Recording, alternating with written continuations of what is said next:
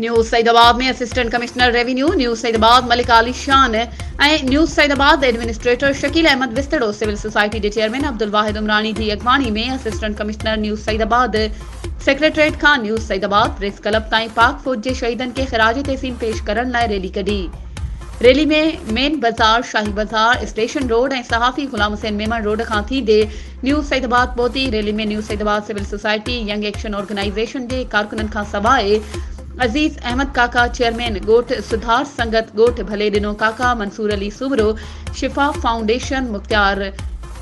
Revenue नूसैदआबाद, Irfan आलमानी समेत शहरन बड़े अंग में शिरकत कई। वधीक खबरों ऐं अपडेट्स के लिए असांजे चैनल के सब्सक्राइब कयो ऐं हाँ, बेल आइकन के प्रेस करण न विसारजो त जीअं असांजी हर नई अचण वारी वीडियो तव्हां ताईं पहुची सघे।